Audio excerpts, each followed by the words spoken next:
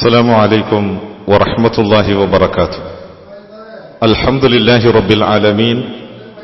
الصلاة والسلام على رسوله الأمين وعلى آله وصحبه أجمعين ومن تبعهم بإحسان إلى يوم الدين. أما بعد. പ്രിയമുള്ള സഹോദരി സഹോദരന്മാരെ, വിശ്വാസികളായ നാം ഓരോരുത്തരും ജീവിതത്തിലേറെ പ്രതീക്ഷയോടെ നോക്കിക്കാണുന്ന പരിശുദ്ധമായ റമളാൻ നമ്മിലേക്ക് സമാഗതമാവുകയാണ്. ശഅബാനിന്റെ അവസാന പാദത്തിലാണ് നാം സഞ്ചരിച്ചുകൊണ്ടിരിക്കുന്നത്. വിശുദ്ധമായ റമളാനിനെ അല്ലാഹു സുബ്ഹാനഹു വ തആല ഈ നിലയിലുള്ള ശ്രേഷ്ഠതകൾ നൽകി ആദരിച്ചത് പരിശുദ്ധമായ ഖുർആനിന്റെ അവതരണം ആ മാസത്തിൽ നടന്നു എന്നതുകൊണ്ടാണ്.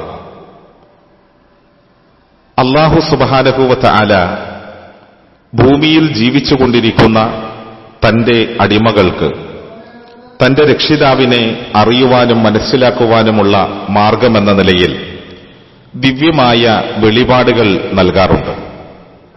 ഭൂമിയിലെ ഒന്നാമത്തെ മനുഷ്യനായ ആദം നബി അലൈഹിസ്സലാം ഈ ഭൂമിയിലേക്ക് വന്നപ്പോൾ എങ്ങനെയാണ് അവർക്ക് തങ്ങളുടെ രക്ഷിതാവിനെ അറിയേണ്ടത് എന്നും തങ്ങളുടെ രക്ഷിതാവിനെ ആരാധിക്കേണ്ടത് എന്നും അറിയുകയില്ല.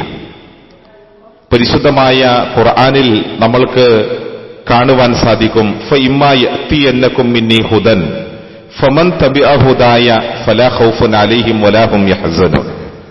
അല്ലാഹു സുബ്ഹാനഹു വ തആല അവർക്ക് നൽകിയത് ഈ മറുപടിയായിരുന്നു, എന്നിൽ നിന്നുള്ളതായ മാർഗദർശനം നിങ്ങളിലേക്ക് വരും. അപ്പോൾ ആരാണോ ആ മാർഗദർശനത്തെ പിന്തുടരുകയും അതനുസരിച്ച് വിശ്വാസത്തെയും ജീവിതത്തെയും ക്രമപ്പെടുത്തുകയും ചെയ്യുന്നത്, അവർ ഒരിക്കലും സങ്കടപ്പെടേണ്ടി വരികയില്ല, ഒരിക്കലും ദുഃഖിക്കേണ്ടി വരികയുമില്ല എന്ന് വിശുദ്ധ ഖുർആനിലൂടെ അല്ലാഹു സുബ്ഹാനഹു വ തആല ഉണർത്തുന്നത് നമ്മൾക്ക് കാണുവാൻ സാധിക്കും. ഭൂമിയിലെ ഒന്നാമത്തെ മനുഷ്യനായ ആദം നബി അലൈഹിസ്സലാം മുതൽ തുടങ്ങി ലക്ഷക്കണക്കിന് വരുന്ന പ്രവാചകന്മാർ ഈ ഭൂമിയിൽ കഴിഞ്ഞുപോയിട്ടുണ്ട്. ആ പ്രവാചകന്മാർക്ക് അഖിലവും അല്ലാഹു സുബ്ഹാനഹു വ തആല ദിവ്യമായ വെളിപാടുകൾ നൽകി. അവരിൽ പലർക്കും വേദഗ്രന്ഥങ്ങൾ നൽകി. ഏറ്റവും ഒടുവിലായി ആ പ്രവാചകത്വ പരമ്പരയ്ക്ക് പരിസമാപ്തി കുറിച്ചുകൊണ്ട് അന്ത്യപ്രവാചകനായ മുഹമ്മദ് നബി സല്ലല്ലാഹു അലൈഹി വസല്ലമ തങ്ങൾ നിയോഗിതനാവുകയാണ്. ആ പ്രവാചകനിലൂടെ അല്ലാഹു സുബ്ഹാനഹു വ തആല വിശുദ്ധമായ ഒരു വേദഗ്രന്ഥത്തെ നമ്മൾക്ക് നൽകുന്നു. പരിശുദ്ധമായ ഖുർആനിൽ നമ്മൾക്ക് ഇങ്ങനെ കാണുവാൻ സാധിക്കും, കിതാബുൻ അൻസൽനാഹു ഇലൈക ലിതുഖ്രിജന്നാസ മിനൽ ളുലുമാതി ഇലൻ-നൂരി ബിഇദ്നി റബ്ബിഹിം വയഹ്ദീഹിം ഇലാ സിറാത്തിൽ അസീസിൽ ഹമീദ്. അല്ലാഹു സുബ്ഹാനഹു വ തആല പറയുകയാണ്, ഇതാ ഒരു വേദഗ്രന്ഥം. ആ വേദഗ്രന്ഥത്തിന്റെ പ്രത്യേകത എന്താണ്? അത് ജനങ്ങളെ എല്ലാ ഇരുട്ടുകളിൽ നിന്നും മോചിപ്പിക്കുകയാണ്.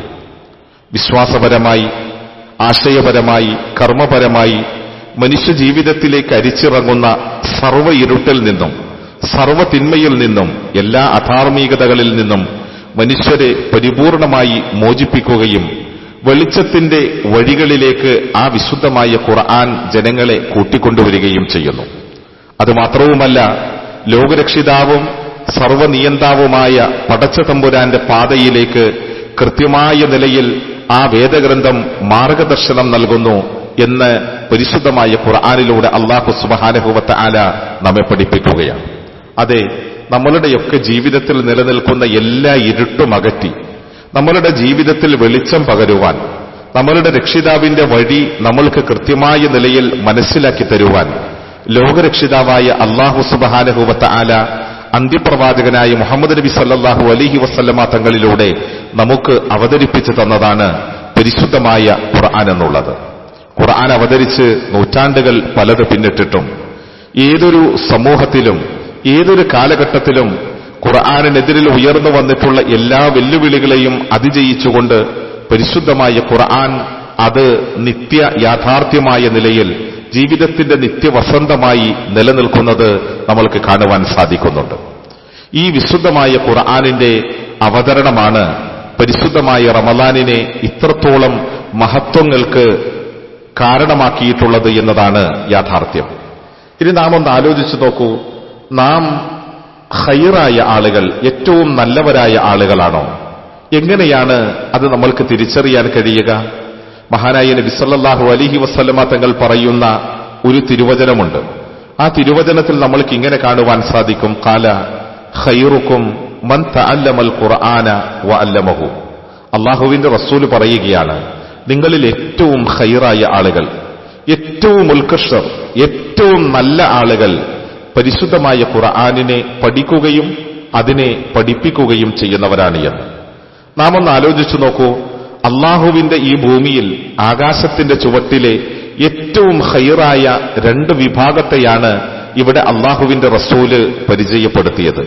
ഒന്ന് ഖുർആൻ പഠിപ്പിക്കുന്നവർ, മറ്റൊന്ന് ഖുർആൻ പഠിക്കുന്നവർ. നമ്മൾക്കറിയാം, ഖുർആനിനെതിരിൽ നിരവധി ആക്ഷേപങ്ങളും ആരോപണങ്ങളും പരിഹാസങ്ങളും ഒക്കെ ലോകത്ത് നിലനിൽക്കുന്നുണ്ട്. പക്ഷെ ഖുർആനിനോട് ഹൃദയത്തെ ചേർത്ത് വെക്കുന്ന ഒരാൾക്കും ഖുർആനിനെ വിമർശിക്കാൻ കഴിയില്ല എന്നതാണ് യാഥാർത്ഥ്യം.